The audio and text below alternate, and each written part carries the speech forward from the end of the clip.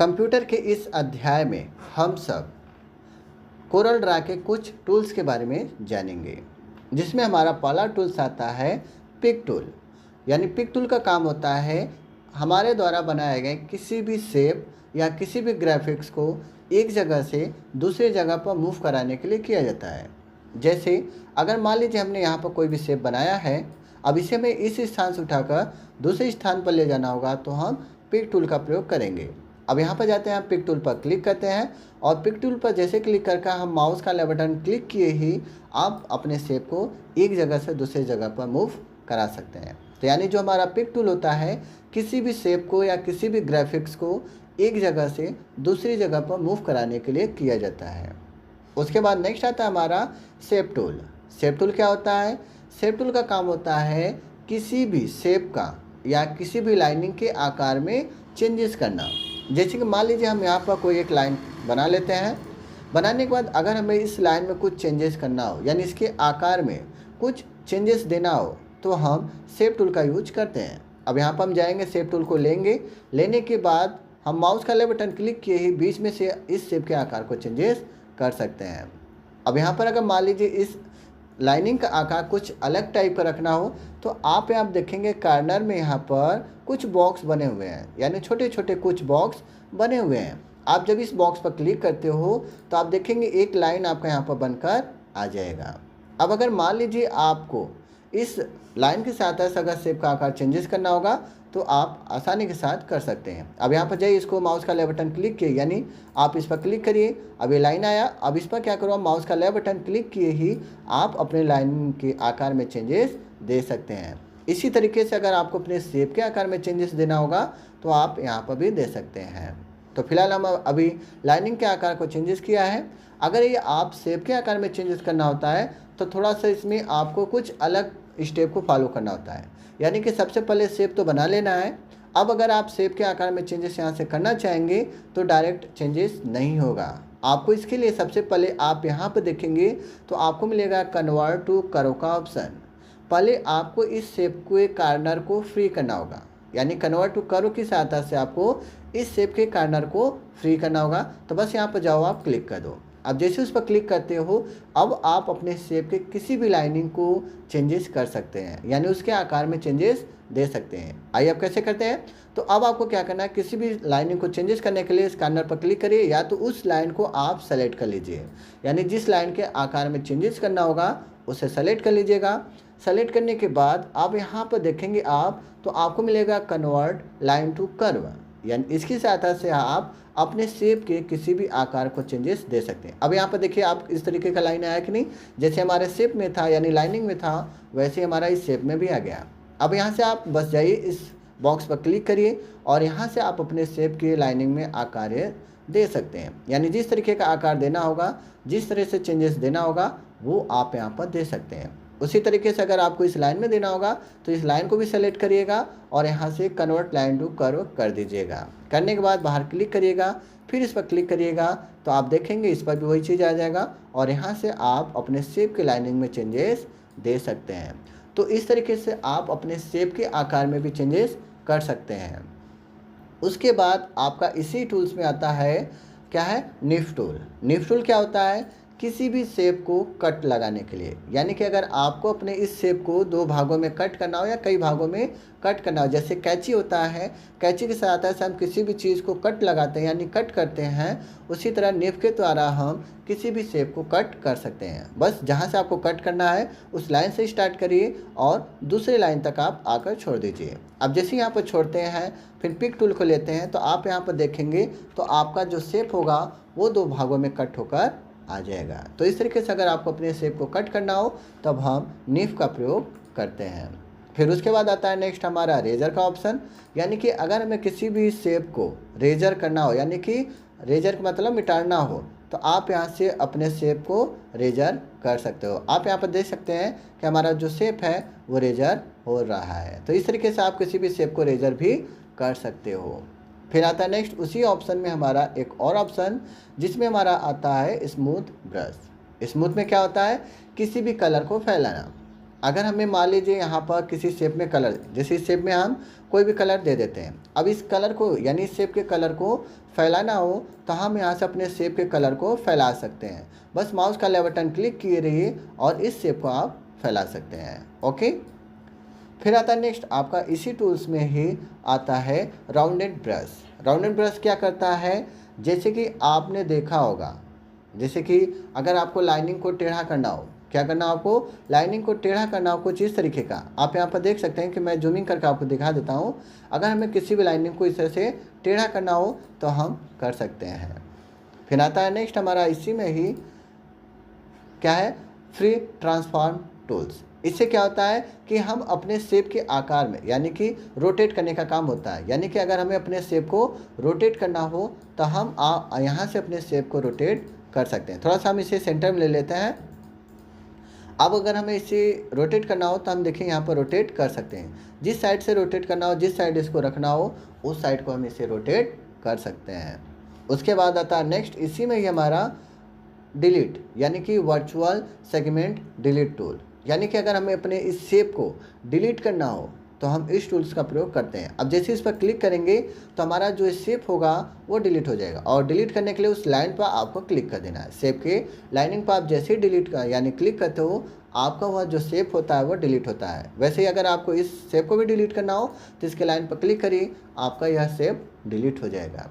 तो इस तरीके से अगर हमें अपने इन सभी टूल्स का प्रयोग करना हो तो हम कर सकते हैं। तो सबसे पहले हमारा आता है जूम टूल। जूम टूल का मतलब ही होता है पेज को जूम करना। आप यहाँ पर देखेंगे जैसे जूम टूल को लेते हैं तो यहाँ पर आपको मिलेगा जूम इन और जूम आउट। यानी कि अगर आपको अपने पेज को बड़ा करना हो यानी जूमिंग करना हो तो आप प्लस वाला लो और यहाँ से आप अपने पेज को और भी बड़ा कर सकते हो।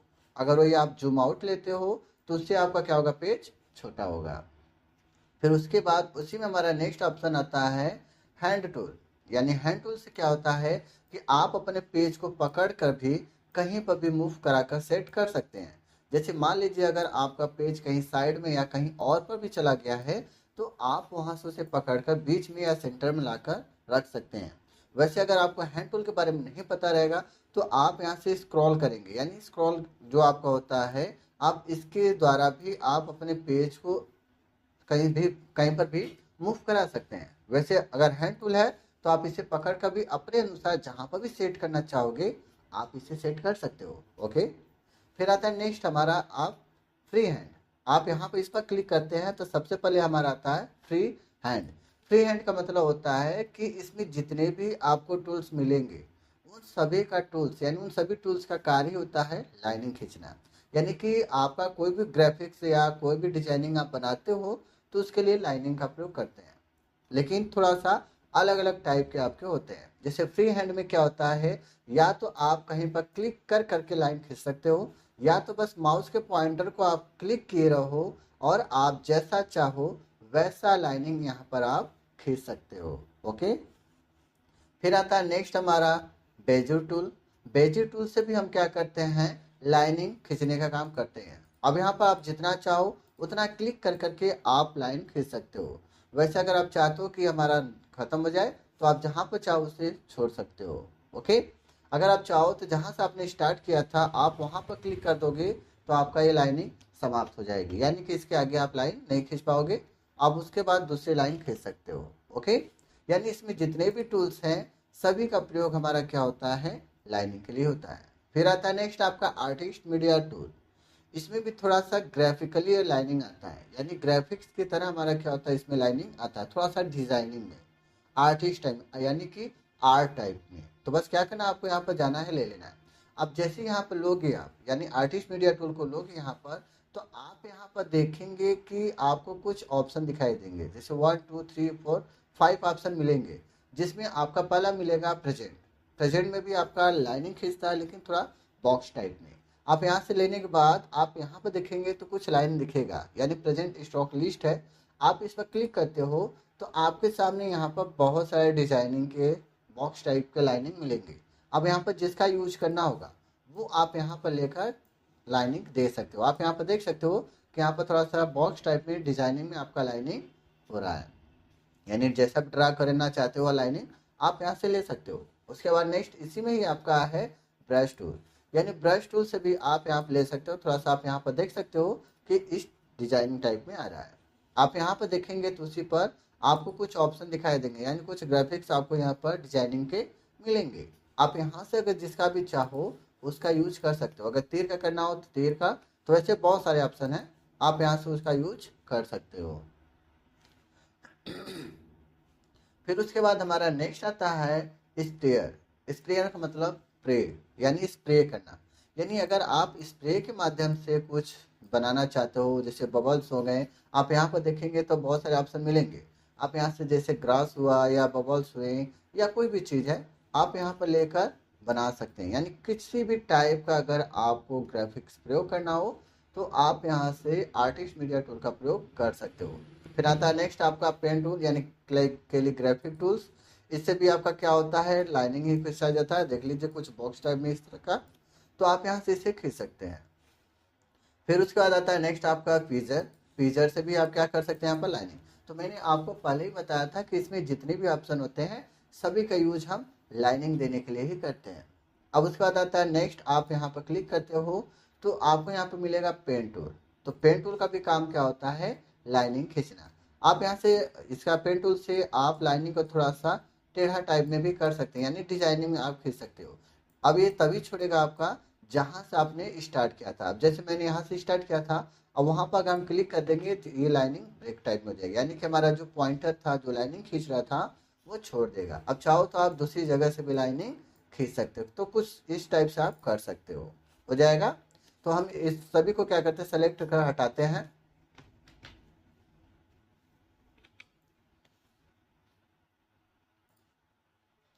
हम इन सभी को सेलेक्ट कर लेते हैं यहाँ से, और सभी को क्या करते हैं, यहाँ से रिजेक्ट कर देते हैं, क्योंकि ज़्यादा हमारा इसमें हो गया है, तो हम इसको यहाँ से हटा देते हैं। ओके, अब इतना करने के बाद अब हमारा नेक्स्ट टूल आता है। इसी में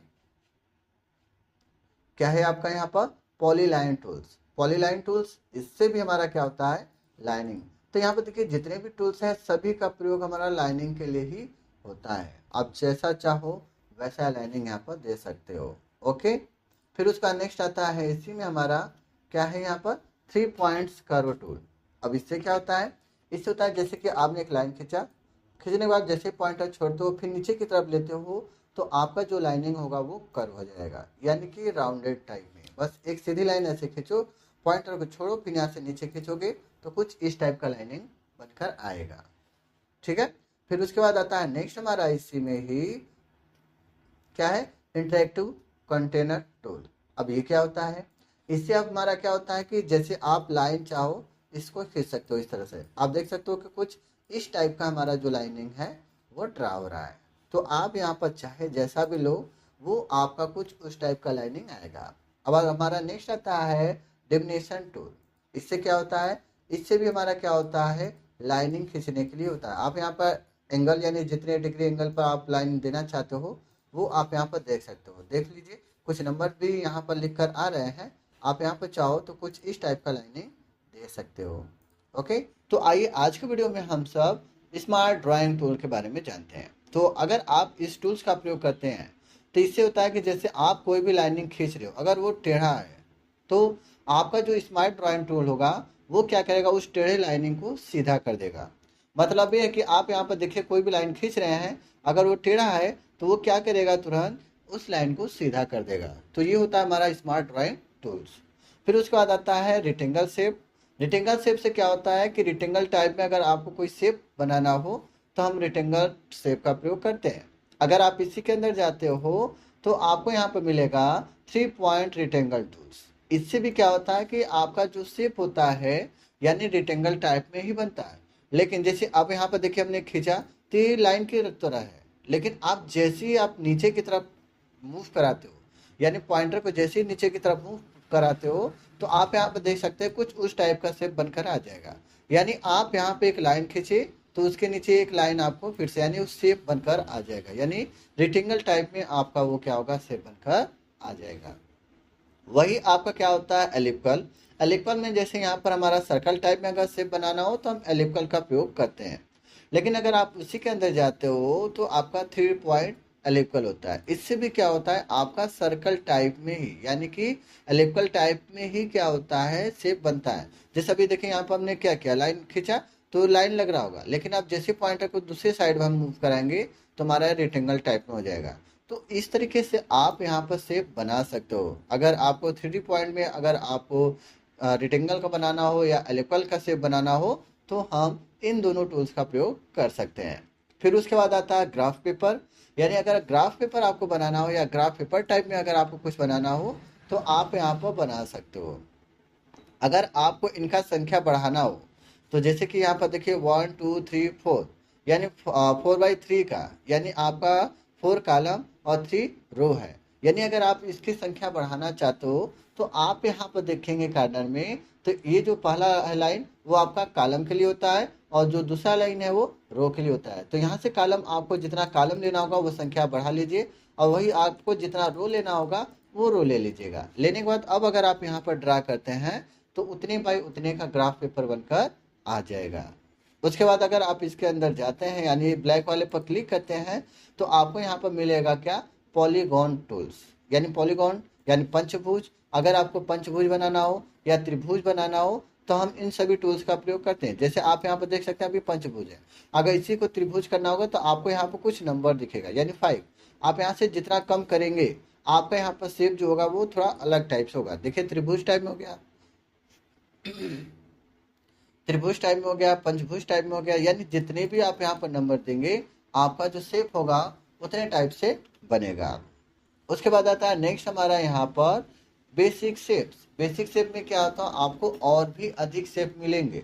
यहाँ पर आपको बहुत ही ज़्यादा शेप मिलेंगे, यानी यहाँ पर आपको थोड़ा बहुत शेप मिल रहा है लेकिन आप यहाँ पर ढेर सारे शेप ले सकते हैं। जैसे यहाँ पर आप देख सकते हैं कि यहाँ पर कुछ बेसिक शेप्स है, फिर एरो शेप्स है, फ्लो चार्ट शेप है, स्टार शेप है और यहाँ पर कट आउट शेप है कि नहीं। तो यहाँ पर आपका क्या है कि बहुत सारे शेप मिलेंगे। तो अगर आप बेसिक शेप पर क्लिक करते हो तो क्लिक करने के बाद आप यहाँ पर देखोगे तो यहाँ पर जाएगा तो परफेक्ट शेप मिलेगा जिसके अंदर भी आपको ढेर सारे शेप मिल जाएंगे। तो यहाँ से जो भी शेप आपको लेना होगा, जो भी शेप बनाना होगा वो शेप आप यहाँ से लेकर बना सकते हो। उसी तरह से आप अगर एरो का लेते हो तो एरो में जाओगे तो यहीं पर क्लिक करोगे तो आपको ढेर सारे एरो मिल जाएंगे। वही अगर आप क्या करते हो यहाँ पर, यानी कि आप फ्लो चार्ट शेप लेते हो तो आपको बहुत सारे फ्लो चार्ट भी मिल जाएंगे यहाँ पर। फिर वही अगर आप क्या करते हो स्टार पर क्लिक करते हो तो यहाँ पर स्टार से संबंधित बहुत सारे शेप मिल जाएंगे। अब यहाँ से जिसका भी यूज करना होगा वो आप यहाँ पर यूज कर सकते हो। वही अगर आपका कॉल आउट का लेना हो, यानी किसका लेना हो, कॉल आउट का लेना हो तो आप यहाँ पर क्लिक करेंगे तो यहाँ पर आपका कॉल आउट का बहुत सारे शेप मिल जाएंगे। अब यहाँ से जिसका भी यूज करना होगा वो आप यहाँ पर यूज कर लोगे, यानी जिस तरीके का लेना होगा वो यहाँ पर ले सकते हो आप, हो जाएगा। फिर उसके बाद नेक्स्ट आता है हमारा टेक्स्ट टूल। टेक्स्ट टूल का मतलब है कि अगर आप कोई भी चीज़ यानी कोई भी ग्राफ बना रहे हो या कोई भी डिजाइनिंग बना रहे हो, अगर आप चाहते हो उसके साथ साथ कुछ लिखना, कुछ वर्ड लिखना, तो आप यहाँ पर कुछ लिख भी सकते हैं। जैसा कि आप यहाँ पर देख सकते हैं कि इस तरीके का टेक्स्ट का प्रयोग ही होता है कुछ लिखना। नेक्स्ट टूल हमारा इंटरेक्टिव ब्लेंड टूल, यानी इसके अंदर जितने भी टूल्स होते हैं उन सभी टूल्स के बारे में जानेंगे। तो सबसे पहले हमारा आता है interactive blend tool. Interactive blend tool क्या होता है वो हम जान लेते हैं।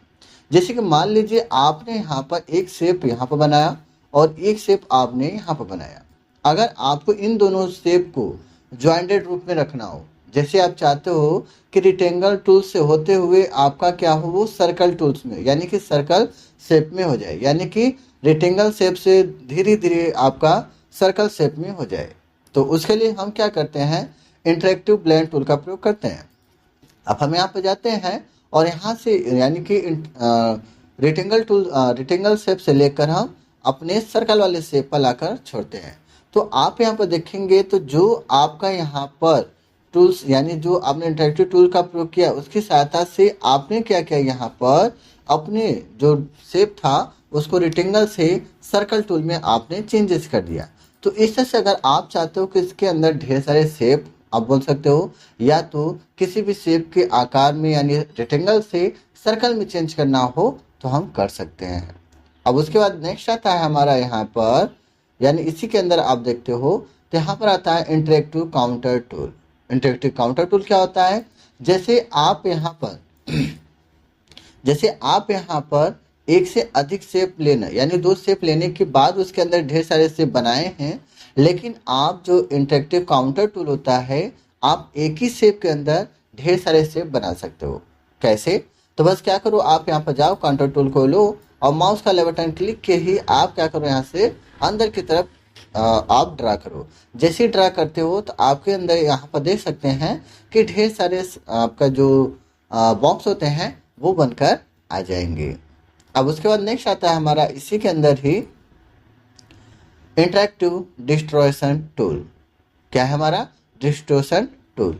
इसमें क्या होता है कि अगर आप अपने शेप के आकार को थोड़ा चेंजेस करना चाहते हैं, यानी कुछ अलग रूप देना चाहते हैं, तो आप यहाँ पर दे सकते हैं। बस यहाँ से जाइए, आप इसको पकड़ लीजिए। पकड़ने के बाद आप इसको जितना भी दूर रखेंगे, आपका क्या होगा, वो उस तरीके का जो शेप होगा वो चेंजेस होता जाएगा, यानी जिस तरीके का आप चेंज करना चाहते हो वैसा ही चेंज हो जाएगा। फिर उसके बाद आता है नेक्स्ट, इसी में ही आपका शैडो टूल। मतलब ये है interactive drop shadow tool. Shadow का मतलब आपको पता ही है, परछाई, ठीक है। यानी कि अगर हमने यहाँ पर कोई भी शेप बनाया है, अब शेप बनाने के बाद इसमें कलर भी हमें फिल करना होगा, क्योंकि बिना कलर का क्या होगा, ये कार्य नहीं करेगा, यानी किसी भी शेप पर शैडो नहीं लगेगा। तो यहाँ से कलर देने के बाद अब आप क्या करें, शैडो को लीजिए और यहाँ से इसे ड्रा करते हुए आप नीचे की तरफ खींचिए। तो आप यहाँ पर देखेंगे तो आपने जो भी शेप बनाया है उसका शैडो यहाँ पर आ चुका है। अगर मान लो शैडो का कलर आपको चेंज करना हो तो बस क्या करो, आप यहाँ पर जाओ, यानी कलर वाले ऑप्शन में। अब यहाँ पर जो भी आपको कलर देना हो, जैसे मान लीजिए हमें यहाँ पर रेड ही रखना है, तो हम यहाँ से रेड ले लेंगे। तो आप यहाँ पर देखेंगे आपका जो शैडो होगा वो रेड ही आ जाएगा। तो इस तरीके से अगर आपको किसी भी शेप पर शैडो लगाना हो तो आप लगा सकते हो। उसके बाद आता है नेक्स्ट, इसी में ही हमारा इंटरेक्टिव इनलॉक टूल। इंटरेक्टिव इनलॉक टूल से क्या होता है कि आपने जो भी शेप बनाया है, अगर आप उस शेप का आकार चेंज करना चाहते हैं, कुछ अलग टाइप का देना चाहते हो, तो वो आप यहाँ पर इसे ड्रा कर दे सकते हो। बस जो बॉक्स आपका छोटा सा दिख रहा है, आप उसकी सहायता से इसका आकार चेंज कर सकते हो। तो जैसा भी चाहो आप अपने शेप का आकार दे सकते हो। ओके, फिर आता है नेक्स्ट यहाँ पर आपका इंटरेक्टिव एक्सट्रूड टूल। यानी कि आपने यहाँ पर जो भी शेप बनाया है, अगर उसको 3D मोड में, यानी कि 3D के रूप में बनाना हो, तो उसके लिए बस आप यहाँ पर जाओ, कोई एक शेप ले लो। लेने के बाद कलर जो भी देना होगा कलर दे दीजिए। देने के बाद अब आप यहाँ पर जाइए, इसको सेलेक्ट करिए। सेलेक्ट करने के बाद यहाँ से माउस का लेफ्ट बटन ड्रा करते हुए आप बाहर की तरफ इसको ड्रा करिए। करने के बाद अब यहाँ पर देखेंगे तो आपको समझ नहीं आएगा कि क्या कार्य हुआ, यानी क्या कार्य हुआ, कुछ भी हमें समझ में नहीं आया। तो आप यहाँ पर टॉप पर देखेंगे तो यहाँ पर कुछ ऑप्शन मिलेगा, जिसमें आपको कलर का ऑप्शन मिलेगा। आप इस कलर में जाओगे, ठीक है, कलर में जाएंगे तो यहाँ पर 3 ऑप्शन आएगा। पहला तो सिंपल जो अभी आपका कार्य कर ही रहा है। दूसरा है यानी जो आपने यहाँ पर काउंटर लगाया है, जो आपने यहाँ पे इसका यूज किया, क्या नाम है इसका, एक्सट्रूड जो लगाया है आपने शेप पर, अगर उसका कलर चेंज करना हो तो हम यहाँ से सिर्फ उसका कलर चेंज कर सकते हैं। अगर मान लीजिए इसी में हमें डबल कलर देना हो, यानी कि 2 कलर, तो आपको यहाँ पर मिलेगा 2 कलर का, यानी कि आप इस पर क्लिक करते हो, ठीक है। आप जैसे यहाँ पर क्लिक करते हो तो इसके अंदर आप देखेंगे तो 2 ऑप्शन आएंगे, एक फ्रॉम का, एक टू का। फ्रॉम में जो कलर देना होगा वो फ्रॉम में दे दीजिए, यानी ऊपर आ जाएगा, और टू में जो कलर देना होगा वो दे दीजिएगा यहाँ पर। तो आप देखेंगे जो आपने वहाँ पर यूज किया है, आपका क्या है, यहाँ पर कलर आ चुका है। यानी इसके अंदर अगर आपको एक से अधिक कलर देना हो तो आप दे सकते हो। ओके, अब ये देखने में हमारा कुछ अजीब टाइप का लग रहा है। तो इस तरीके से अगर आपको अपने शेप पर कुछ भी यूज करना हो तो हम इन सभी टूल्स का प्रयोग कर सकते हैं, यानी कि अपने शेप को एक 3D रूप में या तो एक ग्राफिक्स रूप में बनाने के लिए हम इसका प्रयोग करते हैं। अब आता है नेक्स्ट हमारा interactive transparency tool. Transparency means क्या होता है, आर पार दिखाई देना, यानी कि अगर आपको कोई भी शेप है उसे ट्रांसपेरेंट, जैसे हमने क्या किया, शेप लिया और इसी को हम ट्रांसपेरेंट करना चाहते हैं। तो यहाँ से देखिए हमने जैसे ही ड्रा करके छोड़ा, अब यहाँ पर देख सकते हैं कि आउटसाइड से आपका ये ब्लर हो रहा है, थोड़ा सा इस पर नहीं समझ में आ रहा है, हम यहाँ से दूसरा शेप बना लेते हैं। तो यहाँ पर जाते हैं, एक दूसरा शेप लेते हैं और इसको कलर दे देते हैं। देने के बाद अब हम क्या करते हैं, यहाँ से ट्रांसपेरेंसी को लेते हैं और माउस का लेफ्ट बटन क्लिक के इसे ड्रा करते हैं। तो अब आप यहाँ पर देख सकते हो कि आपका जो शेप है वो थोड़ा सा ट्रांसपेरेंट ही हो गया, यानी कि आप राइट साइड से देखेंगे तो ट्रांसपेरेंट यानी कुछ भी नहीं दिखाएगा, जो हमारा पीछे का पेज है वो हमारा दिखाई दे रहा है। तो इस तरह से आप किसी भी शेप को ट्रांसपेरेंट कर सकते हो किसी भी साइड से। ओके, तो इस तरह से अगर हमें किसी भी टूल्स का यूज करना होगा तो हम यहाँ पर कर सकते हैं। अब आता है नेक्स्ट हमारा यहाँ पर दिया आई ड्रॉपर टूल्स। अब आई ड्रॉपर टूल्स क्या होता है, अगर आपको इसका प्रयोग करना है तो आपको यहाँ पर दो शेप को लेना होगा। एक शेप में ये ले लेता हूँ और एक शेप में ये ले लेता हूँ। पहले शेप में हम क्या करते हैं, यहाँ पर कोई भी कलर दे देते हैं। क्या करते हैं, कोई भी कलर दे देते हैं। अब अगर मान लीजिए आपके द्वारा जो दिया गया कलर है, यानी इस शेप में जो दिया गया कलर है, सेम कलर क्या करना है, हमें इस शेप में लाना हो, यानी इसी शेप का कलर हमें क्या करना हो, इस शेप में लाना हो, तब हम आई ड्रॉपर टूल का प्रयोग करते हैं। सबसे पहले तो आपको क्या करना है, ऐसे आई ड्रॉपर टूल पर क्लिक करना है। क्लिक करने के बाद आपको उस कलर पर क्लिक करना है जिस कलर को आपको लेना है। तो बस क्या करो, आप इस पर क्लिक कर दो। मेन काम ये होता है कि जो आई ड्रॉपर टूल होता है वो किसी अन्य शेप के कलर को किसी अन्य शेप पर ले जाने के लिए किया जाता है। तो आपको जो भी शेप का कलर चाहिए बस वहाँ पर जाइए, क्लिक करिए। क्लिक करने के बाद आप इसके अंदर आएंगे तो आपको यहाँ पर मिलेगा फिल टूल, यानी कि paint bucket tool. Paint bucket tool पर आप जैसे क्लिक करके आप इस शेप पर क्लिक करते हो तो इसका जो कलर होगा वही कलर आपका इसका भी हो जाएगा। यानी कि आपके द्वारा जो भी कलर किया गया शेप होगा, अगर सेम कलर आपको इस वाले शेप पर लाना हो तो आप आसानी के साथ ला सकते हो। ओके, फिर आता है नेक्स्ट हमारा आउटलाइन, यानी जो भी शेप हमारे द्वारा बनाया गया है अगर उसके आउटलाइन से संबंधित कोई सेटिंग देना हो तो हम यहाँ से दे सकते हैं। तो सबसे पहले तो दिया है यहाँ पर कि आपका जो आउटलाइन है उसका विड्थ बढ़ाना, यानी कि मोटाई।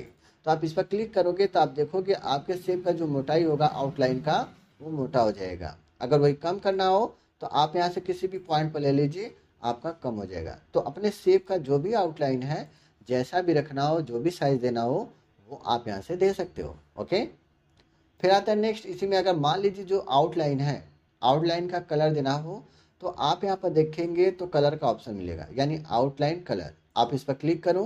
क्लिक करने के बाद अब यहाँ से जो भी कलर आपको लेना हो वो कलर सेलेक्ट करिए और यहाँ से ओके करिए। सॉरी, हम दूसरा कलर दे देते हैं क्योंकि वहाँ पर हमने क्या किया, ब्लैक ही दिया। ओके, हम यहाँ से जाते हैं कलर लेते हैं और यहाँ से ओके करते हैं। तो आप देखेंगे आपका जो शेप का आउटलाइन होगा वो चेंजेस हो जाएगा। ओके, फिर आता है नेक्स्ट यहाँ पर आपका आउटलाइन पेन डायलॉग्स। मतलब ये है कि अगर आपको आउटलाइन से संबंधित और भी सेटिंग देना हो तो वो, यानी कि सबसे पहले कलर आता है। अगर डायरेक्ट आपको यहाँ से कोई कलर देना हो तो आप यहाँ से दे सकते हो। ओके, यानी जैसा भी कलर देना होगा वो कलर आप दे सकते हो। कितनी मोटाई यानी विड्थ उसका कितना होना चाहिए आउटलाइन का, वो विड्थ आप यहाँ से दे सकते हो। ठीक है, इतना देने के बाद जब आप यहाँ से ओके करते हो तो आपके आउटलाइन का वही मोटाई वही कलर आपका यहाँ पर आ जाएगा। अब कलर यहाँ पर देखिए दिख नहीं रहा है तो हम यहाँ से कोई भी एक कलर ले लेते हैं लेफ्ट बटन के द्वारा, तो हमारा वो कलर यहाँ पर आ जाएगा। ओके, फिर आता है नेक्स्ट यहाँ पर हमारा फिल टूल। क्या है, फिल टूल। फिल टूल का काम क्या होता है कि जो भी शेप हमारा बनाया गया है उसमें फिल करना या फाउंटेन डायलॉग्स करना या तो पैटर्न लगाना, इन सभी के प्रयोग का हम इन सभी ऑप्शन का प्रयोग कर सकते हैं। यानी इन सभी टूल्स का प्रयोग हम इसमें कर सकते हैं। जैसे कलर देना हो तो फिल कलर पर जाइए और यहाँ से जो भी कलर देना होगा वो कलर आप दे सकते हो। ओके, फिर उसके बाद नेक्स्ट आता है आपका फाउंटेन फिल टूल। फाउंटेन में क्या होता है कि आप यहाँ पर एक से अधिक कलर दे सकते हो। जैसे टाइप में कैसा कलर देना हो वो दे दो आप। फिर यहाँ पर आप देखेंगे तो फ्रॉम और टू का ऑप्शन आएगा। अब यहाँ से फ्रॉम में जो भी कलर देना हो कलर दे दीजिए, टू में जो कलर देना हो वो कलर आप यहाँ से दे दीजिए। देने के बाद जब आप यहाँ पर ओके करते हैं तो आपके शेप के अंदर वही कलर वही स्टाइल का आपके यहाँ पर आ जाएगा। ओके, फिर आता है नेक्स्ट आपका पैटर्न। तो पैटर्न लगाना हो तो आप यहाँ पर पैटर्न भी लगा सकते हो। बस वहाँ पर पैटर्न वाले ऑप्शन पर क्लिक करिए। अब आपके सामने इस तरह का पैटर्न आएगा, इसमें से जो भी आपको सही लगता है उसका ले लीजिए। लेने के बाद बस यहाँ से क्या करिए, आप ओके कर दीजिए। तो आप देखेंगे आपके शेप के अंदर वही कलर वैसा ही कलर आ जाएगा। ओके, फिर आता है नेक्स्ट। तो इसमें जितने भी ऑप्शन है आप वहाँ पर चेक कर लीजिएगा। फिर आता है नेक्स्ट हमारा इसी के अंदर इंटरेक्टिव फिल टूल और इंटरेक्टिव मेश फिल टूल। यानी इसमें भी आपका क्या है कि अगर आपको अपने शेप के अंदर एक से अधिक कलर देना है, यानी कि टू कलर देना हो, तो हम इंटरेक्टिव फिल टूल का प्रयोग करते हैं। अब जैसे कि मान लीजिए ये शेप है हमारा, इसमें हमें दो शेप देना है। तो बस क्या करो, आप यहाँ से लो, माउस का लेफ्ट बटन होल्ड किए ही आप इस तरह से ड्रा करो। तो आप देखेंगे इसके अंदर आप दो कलर दे दिए। अगर मान लीजिए व्हाइट का कलर चेंज करना हो तो इसको सेलेक्ट करो आप, और यहाँ पर जाओ और व्हाइट की जगह पर आप कोई और दूसरा कलर दे दो, तो आप देखेंगे वहाँ पर उसकी जगह पर दूसरा कलर आ जाएगा। अगर रेड की जगह पर आपको दूसरा देना हो तो यहाँ पर रेड वाले ऑप्शन पर जाइए और यहाँ से आप दूसरा कलर दे दीजिए, तो आपके शेप के अंदर वही कलर आ जाएगा, हो जाएगा। अब थोड़ा सा अगर कलर का मैचिंग करना हो, जैसे कलर जो होता है उसको थोड़ा सा बढ़िया सा मैचिंग कर देना हो, तो वो यानी फैलाना हो एक तरह से, तो आप यहाँ से कलर को थोड़ा सा फैला सकते हो, थोड़ा सा ड्रा कर सकते हो आप। इस तरह से आपका जो कलर होगा वो थोड़ा सा फैल जाएगा, थोड़ा सा डिसबैलेंस टाइप में आपका हो जाएगा। देखिए आप यहाँ से किसी भी कलर को पकड़ खींचेंगे तो आप यहाँ पर देखेंगे तो आपके शेप में कुछ इस तरह का कलर आ जाएगा। देख लीजिए मैंने क्या किया, कलर को होल्ड करके इस तरफ से खींच दिया, तुम्हारा कलर क्या हो गया, फैल गया। ओके, तो इस तरह से अगर हमें इन सभी टूल्स का प्रयोग करना हो तो हम कर सकते हैं। तो कोरल ड्रा के इस अध्याय में हमारा इन सभी टूल्स के बारे में मैंने आपको बता रखा, यानी बता दिया है। आप यहाँ पर जाकर आप उसे अच्छे से समझ सकते हैं और प्रयोग कर सकते हैं। तो फ्रेंड्स, आपको हमारा वीडियो कैसा लगा? अगर अच्छा लगा है तो हमारे वीडियो को लाइक करें, शेयर करें और हमारे चैनल को सब्सक्राइब करना ना भूलें।